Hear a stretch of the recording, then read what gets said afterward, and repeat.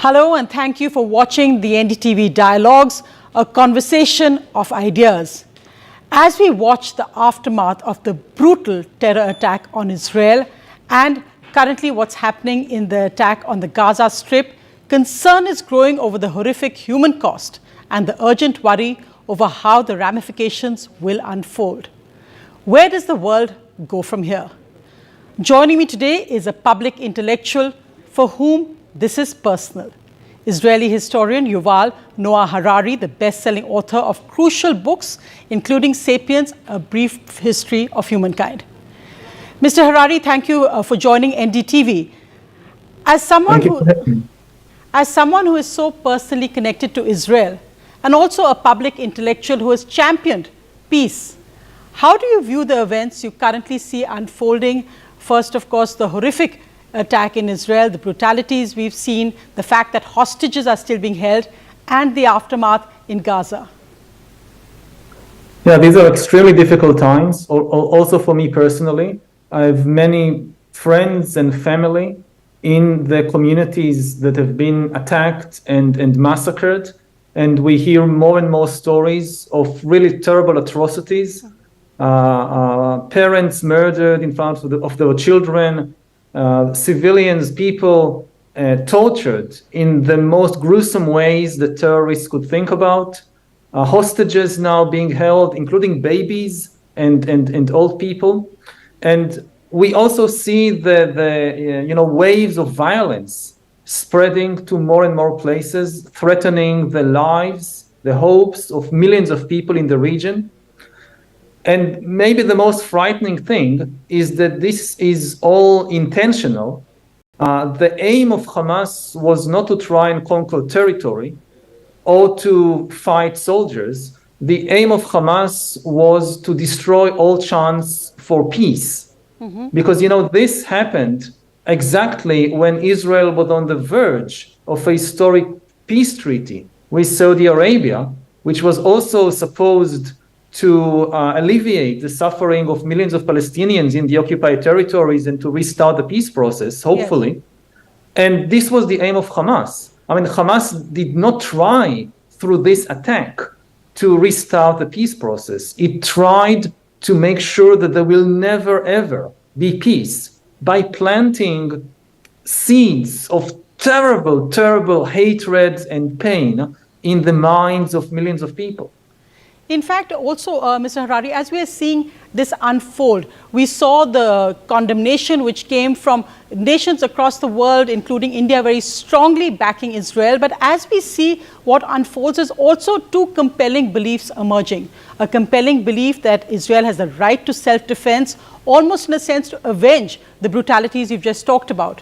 And the equally compelling belief, which is in a sense clashing with what perhaps Israel's current policy is, asking that why should every Palestinian pay the price for what Hamas has done? Because you've heard many Israeli ministers say that you cannot separate Hamas from the ordinary Palestinian, that they could not have survived in Gaza without the support of ordinary Palestinians. We should not fall into these dark places. Israel should not fall into the same level as Hamas. It should be very clear that Hamas and the Palestinian people are not the same thing, that there are millions of innocent civilians, Palestinian civilians, that are caught in this war which Hamas started, but that Israel as a democratic country which abides by international law and norms should not target civilians for revenge. Yes, in a war, unfortunately, of course, civilians in a place like Gaza are harmed, but this should not be the aim of Israel. Israel has a duty to protect its citizens and its territory. I think it also has a duty to protect its humanity and the chance for future peace. And it's extremely difficult because, the mind of Israelis is now so filled with pain that they are almost incapable of acknowledging the pain of anyone else. but this we must fight not just for our territory, but for the survival of our humanity, and should not commit unnecessary crimes against innocent people. We should be very clear that the war is against the Hamas terrorists. So when you hear words like collective punishment being used, and of course the point being made by many nations that the response of Israel of collective punishment is against international law, the president of the Palestinian Authority saying that asking for release of hostages, as well as saying that the Palestinian people are not represented by Hamas. Do you think words like this ring true when you're talking about what Israel is currently going through? How do you actually reconcile those arguments? And it's difficult, but it's not impossible to wage war against a terrorist organization like Hamas while trying to protect as much as possible the basic rights of innocent civilians. And part of the problem is that Hamas is holding hostage not just Israeli civilians, but also millions of Palestinian civilians. Hamas is deliberately using Palestinian civilians as human shields.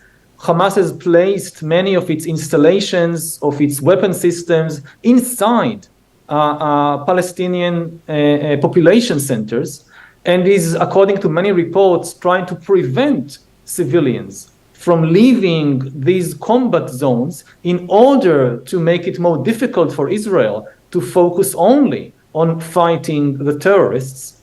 So, and this is what terrorists have been doing in many places, but this is our duty as a democratic country to make the effort that Hamas is not making. And again, it's very important to remember that there is no real chance for peace as long as Hamas continues to hold this kind of power. And this is not new. From the moment it was established, Hamas never accepted the existence of the state of Israel and did everything in its power to prevent also previous peace processes like the Oslo peace process. So anyone who is in favor of peace should also be in favor of disarming Hamas. And maybe the most important immediate step is to demand the unconditional release of all the hostages that Hamas took. Because we are talking about 2-year-old babies, we are talking about grandmothers, about peace activists. Like my uncle's community, Kibbutz Be'eri, I know it very well. I'll give you just one example. A peace activist there, Vivian Silver, she's a 74-year-old lady. She dedicated her life to peace for many years, despite having repeated rocket attacks from Gaza on her community. She drove sick people from Gaza to receive treatment in Israeli hospitals. Now she's held hostage by Hamas. I think anyone who is in favor of peace and humanity should demand the immediate release of all these hostages, not on condition that Israel do this or Israel do that. When you hold a 2-year-old baby hostage, there is no condition, just release it immediately. Of course, and really, when you talk, Mr. Harari, the fact remains that voices like yours seem almost drowned out in the din, in the noise we're hearing. Of course, as I said, the condemnation about the brutalities that happened, the Hamas terror attack in Israel, but also the fact that we see the divides that are emerging, about the whole debate about whether babies who are murdered in their cribs were beheaded or not, the debate about an Israeli baby versus a Palestinian baby.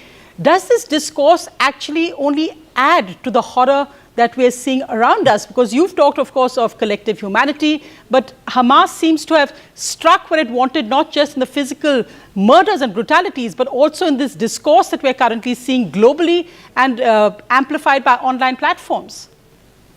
Yeah, I mean, this competition of suffering is not doing anybody any good, except for Hamas. This is Hamas's aim. This is why it also spreads all these terrible images and stories online. And this is really, again, the struggle to preserve our humanity in the face of such atrocities, that we don't fall victim also to this trap laid by Hamas. That anyone who cares about human suffering should focus at the present moment on how do we get out of this seemingly endless cycle of violence. And I'll say another thing, that deep down, the problem is that Hamas just doesn't care about human suffering at all, whether Israeli or Palestinian, because we are talking about religious fanatics who believe that by what they are doing, by murdering people, when they die, they will get to heaven and there enjoy everlasting bliss for their souls. And because of that, they don't care about this world.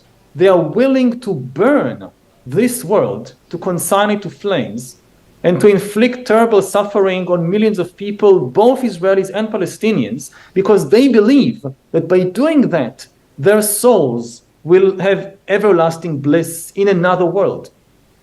And it's impossible to have any chance for peace with people who hold such beliefs. You made that point earlier as well, that the West doesn't understand this kind of religious fanaticism, which just happened as well with Hamas. India, of course, has had bitter experience of this as well. But we also see a larger clash, a larger divide emerge, because some would say it is politically naive to say Hamas has acted on its own, that of course there is funding from Iran, the view that Russia is backing Iran here, and also the Russia and China role as part of a larger alliance against the West and their stand in the Ukraine war. So it's part of a larger political game, which is not something which can be dealt with military force alone. Again, if we broaden our perspective, we see this is just one conflict among many conflicts which are now getting worse and worse. And it's very simple. Over the last few years, there has been increasing attack on the world order. There was a global liberal order based not just on international laws and norms, based on really a philosophical or spiritual understanding that all human beings share the same basic experiences. We all suffer from pain. We all love our parents, our children, whether we are Palestinian or Israeli, Iranian or American. And because we all have these shared experiences, we have some common interests and values. And there was in recent years a concerted attack on this global liberal world by figures and politicians from throughout the world, saying, no, there are no universal values, there is no place for a global order, and they offered nothing to replace it. And when you destroy order, what you get is disorder.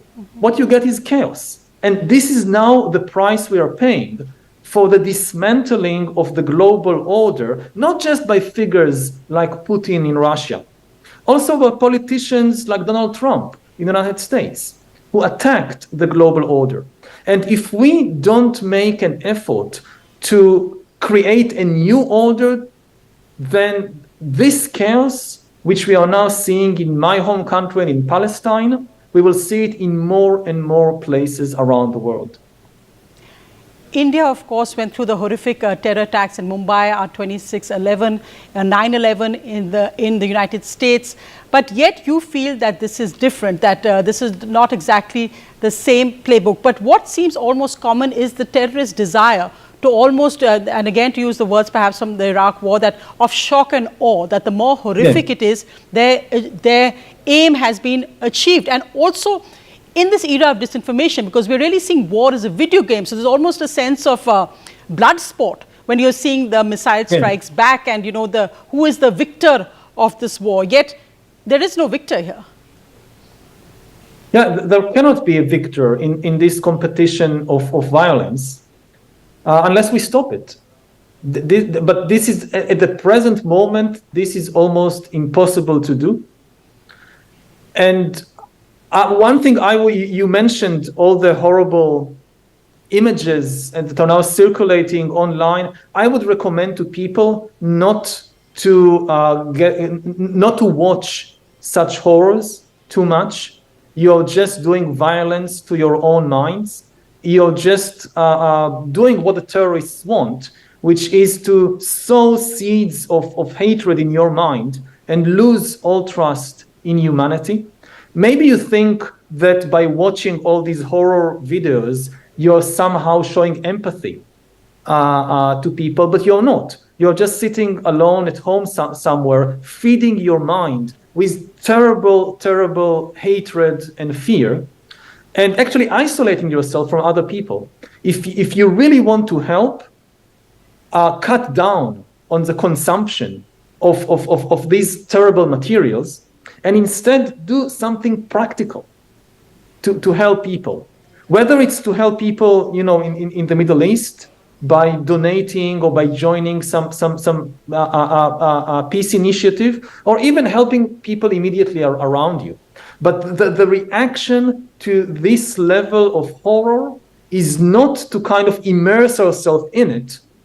It's to try and see what is a practical step, tiny step that I can do to make the world a little bit more peaceful and more compassionate. Mm-hmm. There was commentary which said the world changed after that attack, and we've of course seen that when there have been other horrific events like this happen as well. But what we are seeing play out, and it perhaps goes to that point you made on a change in an order. You're seeing on US campuses, we've seen what happened with the Harvard signature campaign, and the immediate backlash you're seeing against students who signed. Yeah. You saw in London, where you are currently, of course, the huge marches, and many British commentators saying, is this what our country has become? Is it also about a larger clash? And I want to bring in the religious aspect, which you talked about, a larger clash we're seeing, especially in Europe, where we've seen that the population demographics have changed because of the large number of immigrants, and there will inevitably be a backlash to this given what's happened in Israel, and the fact that many, we've seen Muslim groups, or maybe just Muslim people, are identifying with linking what happened with Hamas to crimes perhaps against the Palestinian people. Yes, again, I would say to people, if you're now in the conflict zone, or if you have immediate family in the conflict zone, then again, your mind is filled with pain right now. And it's almost impossible to expect psychologically that you'll be able to identify with the pain of others. But for people who are not now in the conflict zone and or don't have immediate family in the conflict zone, don't be lazy. Don't fall victim to intellectual laziness. Don't just take one side and see only part of reality. Try to make the effort to see the complexity of the situation. In almost every major conflict in history, the situation is complex. People, nations are usually at the same time both victims and perpetrators. Nations usually don't want to admit it. People like simple narratives. We are completely good, all evil is on the other side. And the other side says the same thing. We are pure, completely good, we never done anything wrong to anybody, 100% of evil is on the other side. Again, when you're immersed in a sea of pain, this is the psychological, but when you're outside of it, you don't have the luxury to have this kind of intellectual laziness. In almost no case is the world divided so clearly and simply into 100% purity and 100% evil. Mm-hmm. So make the effort in whatever side you choose, make the effort to understand the complexity. And as an Israeli, I would say to pro-Palestine protesters in places like London, in Europe, yes, you have a legitimate cause to support Palestinian civilians in the terrible time that they are now going through. But this should not spill over into racism, into anti-Semitism, into incitement for more violence. And do you feel, because again, the Western value system, what you just referred to as was seen at one time as perhaps a universal order, but we've seen, and this happened for us in the Ukraine war for India, that India made it very clear that their view of what should be done did not perhaps coincide with the Western view. India has also come out very strongly in support of Israel against terrorism, which has been a break from India's foreign policy in a sense in the past. So do you think the fact that the Western politics, the value system, now increasingly irrelevant in parts of the world, whether it's India, whether it's the global south, whether it's referring to Ukraine, and that now organizations like the United Nations are now increasingly irrelevant when we're looking at the current world order and situation? We need to distinguish between two things regarding the world order. Sure. The current, or the previous world order was established after the Second World War, and was largely dominated by Western powers like the US, like Britain, like France. And the world has changed, and we now see the rise of non-Western powers like India, like Brazil, and they should play a much more central role in the global order. That's absolutely the case. But there must be some order, and this order must be based on some universal values. Now, we know what is the liberal suggestion for these values.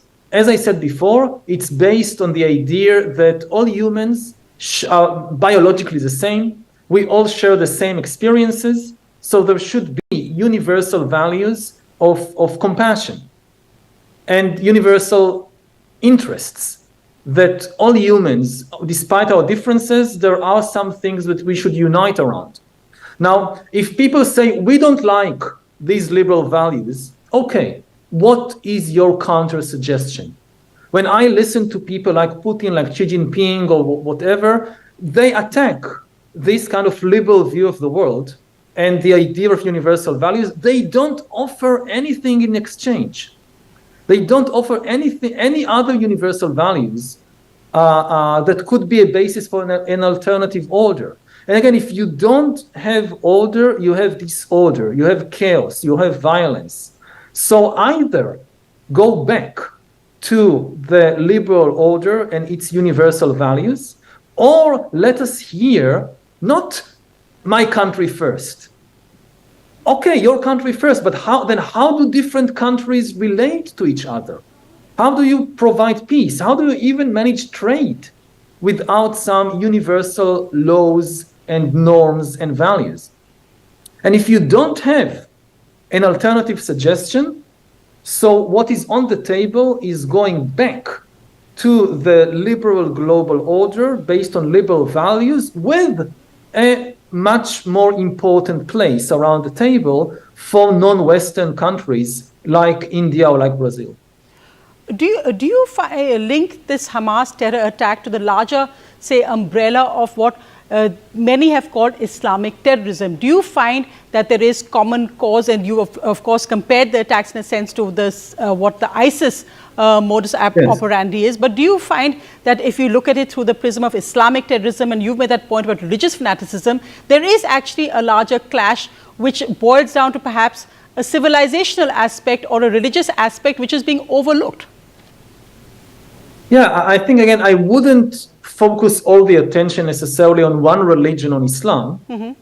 I think the major issue is dealing with religious fanaticism. That during different periods in history, you saw it in a lot of different religions.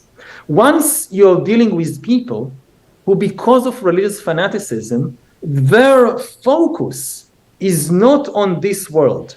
Their focus is not on human suffering in this world. Their focus is on another world.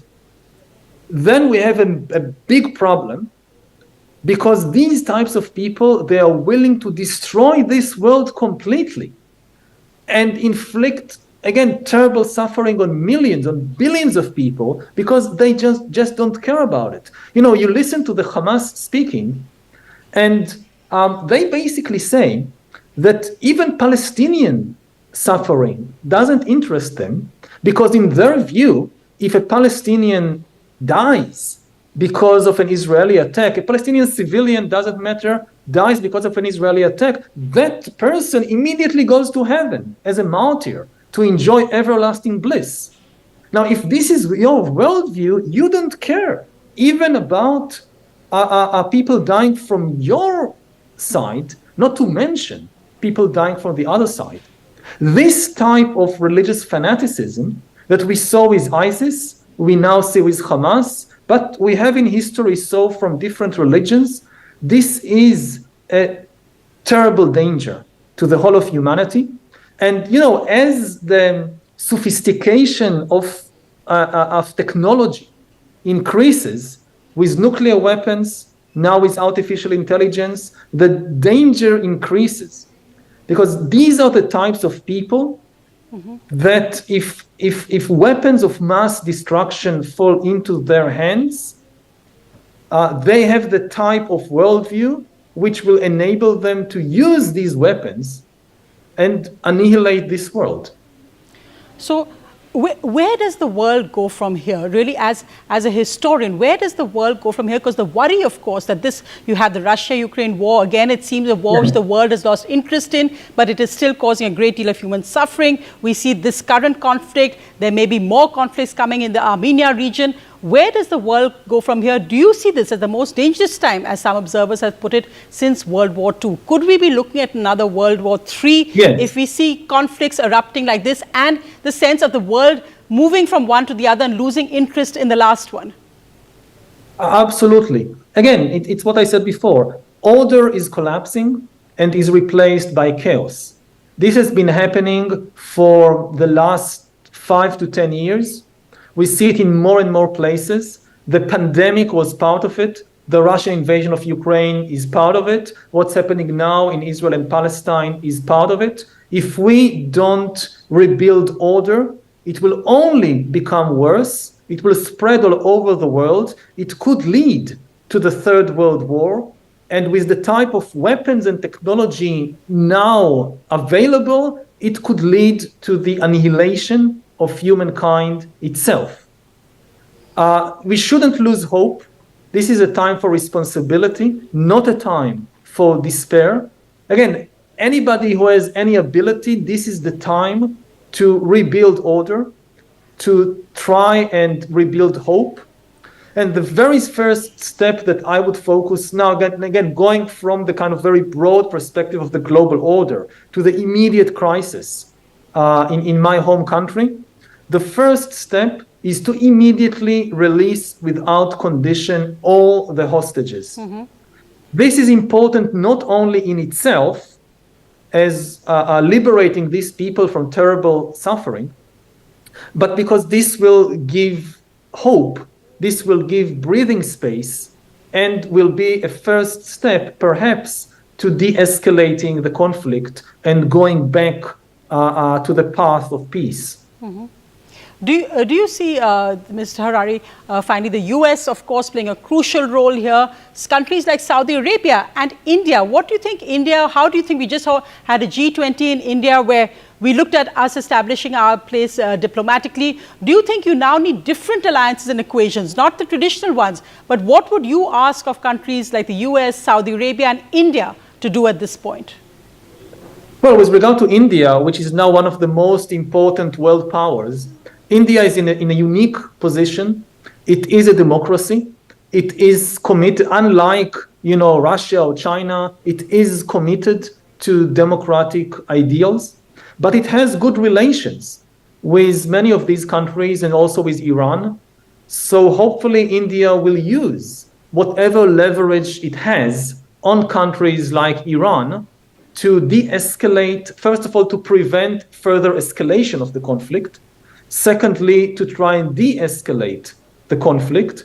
And again, first step that should be clear and obvious to everybody, release immediately all the hostages. Right. Yuval Noah Harari, thank you so much for joining me. As I said, I know how personal this must be for you as well, but thank you for being the voice of reason and, of course, reminding us of the lessons history has taught us and sadly is teaching us again. Thank you very much for being on the NDTV Dialogues. Thank you. Thank you.